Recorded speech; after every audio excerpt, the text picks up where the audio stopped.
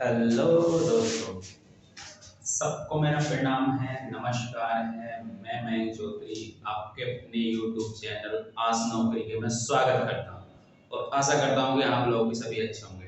तो आज हम बात करने वाले हैं रीजनिंग का एक टॉपिक जिसका नाम है कैलेंडर।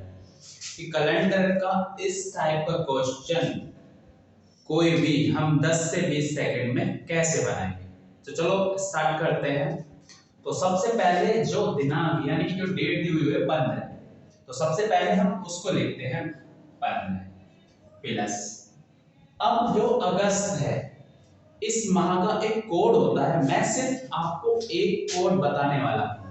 आप उस कोड से इस टाइप का कोई भी क्वेश्चन होगा तो उससे जल्दी से जल्दी कैसे सॉल्व करेंगे। ठीक है गाइस। तो एक माह का कोड है हमारा। माह का कोड क्या है?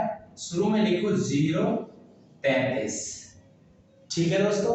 और लास्ट में लिखो 035 और बीच में लिख दो 614 और 625।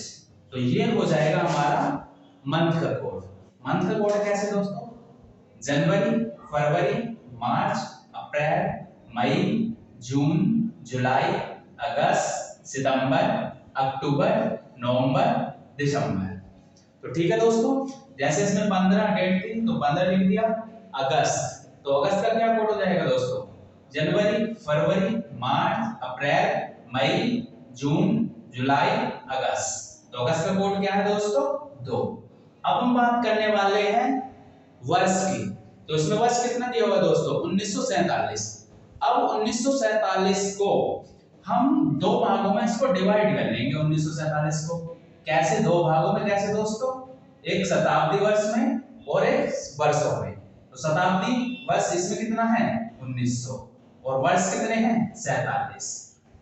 अब दोस्तों हमें पता है कि शताब्दी वर्ष को 400 से डिवाइड करने पर हमें लीप ईयर का पता चलता है और वर्षों को 4 से डिवाइड करने पर हमें लीप ईयर का पता चलता है। तो दोस्तों एक शताब्दी वर्ष का भी एक छोटा सा कोड है, मैं आपको बताने वाला हूं। जो शताब्दी वर्ष है 1900। जैसे 1900 को हमने डिवाइड किया 4 से, तो 1900 को हमने 4 से डिवाइड किया दोस्तों, तो मेरा शेषफल कितना बचा, यानी कि शेष कितना बचा? जब मैं 1900 को 4 से डिवाइड करूंगा तो शेष बचेगा मेरे प्यारे दोस्तों 3। तो इसी प्रकार से सभी सालों के लिए एक कोड होता है शताब्दी कोड, जिसे हम बोलते हैं शताब्दी कोड। इस शताब्दी कोड को हम कैसे लिखेंगे? शताब्दी कोड को जैसे शेषफल, शेषफल और उसका कोड। तो शेषफल और उसका कोड, जैसे शताब्दी वर्ष को 400 से डिवाइड करने पर यदि शेषफल हमारा 0 बचता है तो उसका कोड हम लिख देंगे 6। यदि 1 बचता है तो उसका कोड लिख देंगे 4। यदि 2 शेषफल बचता है तो उसका कोड लिख देंगे 2। यदि 3 शेषफल बचता है तो उसका कोड लिख देंगे 0। तो दोस्तों हम इसको ऐसे याद कर सकते हैं कि 0 से स्टार्ट का है और शेषफल में एक एक बढ़ता जा रहा है, और ये हमने 6 से स्टार्ट किया है, इसमें 2 2 घटते जा रहे हैं। ठीक है दोस्तों। तो शताब्दी का इसमें कोड क्या हो जाएगा? 1900 को मैं 400 से डिवाइड करूंगा तो शेषफल आएगा 3। तो बच्चों इसमें 3 का कोड क्या है मेरा? 0। तो ये कर दिया हमने 0 कोड। ठीक है दोस्तों। अब हमने इसको तोड़ा था 47। 47 वर्षों में हमें पता है कि 47 वर्षों में 47 ही साधारण वर्ष आएंगे। तो उन साधारण वर्ष में एक विषम दिन होता है, यानी एक दिन पड़ता है। तो 47 वर्षों में 47 दिन पड़ जाएंगे। लेकिन मेरे दोस्तों इन 47 सालों में कुछ लीप वर्ष भी आए होंगे। तो उन लीप वर्ष को हम कैसे पता निकालते हैं कि इस 47 को 4 से डिवाइड करने पर जो हमारा भागफल बचेगा। तो जैसे मैंने 4 से डिवाइड किया तो 4 7, फिर 4 से कटा 4 एकम 4 3। हमें शेषफल से कोई लेना देना नहीं है। जितनी बार हमारा भागफल जाता है उतने लीप वर्ष उसमें आए होंगे। तो कितना भागफल गया है? 11 बार। तो इसमें कितने लीप वर्ष आए होंगे? 11 बार। अब हमें पता है, इसको डिवाइड कर देते हैं हम 7 से। अब हम इसे 7 से डिवाइड क्यों करते हैं? क्योंकि हमें पता है प्रत्येक 7 दिन बाद दिनों का रिपीटेशन होता है। तो ठीक है दोस्तों, तो जैसे मैं या तो इनको सबको जोड़कर 7 से डिवाइड करूं तब पता लगाऊं शेषफल का, लेकिन मैं ऐसा नहीं करूंगा, मैं डायरेक्ट करूंगा कैसे, जैसे 15 के समथिंग 7 से कटने वाला 7 दूनी 14, एक शेषफल बचेगा। 47 से कटने वाला 7 6 42, 5 शेषफल बचेगा। तो 5 और 2 ये फिर से 7 हो जाएगा, तो 7 से फिर कट जाएगा। फिर 11 को काटूंगा 7 1 7, कितना शेषफल बचेगा 4, तो यहाँ बचा 1 और यहाँ बचा 4, तो इसका मतलब यहाँ बच गया 5। तो यानी कि शेष कितना बचा मेरे दोस्तों 5। अब हमें पता है यदि एक हो, एक शेषफल बचे तो हम लिखते हैं मंडे, ठीक है दोस्तों। यदि 2 शेषफल बचे तो हम लिखते हैं ट्यूसडे, ठीक है दोस्तों। यदि 3 बचे तो हम लिखते हैं वेडनेसडे, ठीक है दोस्तों। यदि हम 4 बचे तो लिखते हैं थर्सडे, ठीक है दोस्तों। और यदि 5 बचे तो हम लिखते हैं फ्राइडे, ठीक है दोस्तों। और यदि हम 6 बचे तो हम लिखते हैं सैटरडे। तो यहां पर कितना बचा है मेरे दोस्तों 5 शेषफल, तो 5 बचा है, तो इसका मतलब फ्राइडे, तो इसका मतलब फ्राइडे, ठीक है दोस्तों। तो यानी कि 15 अगस्त 1947 को सप्ताह का कौन सा दिन पड़ा हुआ हमारा दोस्तों फ्राइडे, फ्राइडे मतलब शुक्रवार। तो केवल और केवल एक कोड से हम इस तरह का कोई भी क्वेश्चन इजीली 10 से 20 सेकंड में कर सकते हैं। लेकिन मेरे दोस्तों इसमें एक केस एक्सेप्शन है। अब वो एक्सेप्शन है क्या, जब ये मंथ या ये माह जनवरी या फरवरी पड़े तो हम क्या काम करेंगे, जो भी यहां दिन आएगा उसमें से एक घटा देंगे, बस सिर्फ और सिर्फ जनवरी और फरवरी के लिए। तो ठीक है दोस्तों, अब हम बात करने वाले हैं कि 26 जनवरी 2020 को सप्ताह का कौन सा दिन था।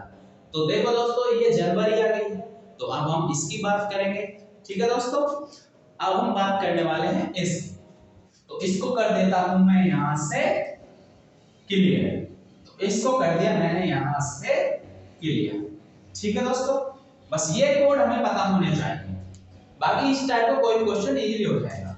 जैसे सबसे पहले हम इसको जो डेट दी गई है उसको लिखते हैं, उसके बाद जो जनवरी का कोड है उसे लिखते हैं। तो जनवरी का कोड कितना है इसमें दोस्तों 0। उसके बाद हमें पता है जो साल दिया हुआ है उसको हम ब्रेक करते हैं शताब्दी वर्षों में और वर्षों में। तो मैंने इसको तोड़ा 2000 में प्लस 20, तो ये शताब्दी वर्ष है। शताब्दी वर्ष को 400 से डिवाइड करने पर, जैसे 2000 है शताब्दी वर्ष, शताब्दी वर्ष को 400 से डिवाइड करने पर पूरा पूरा कट रहा है, यानी कि 0 शेषफल बच रहा है। तो दोस्तों 0 शेषफल बचता है तो उसका कोड क्या होता है 6। तो इस 2000 का कोड क्या हो जाएगा 6। अब बचा मेरा 20।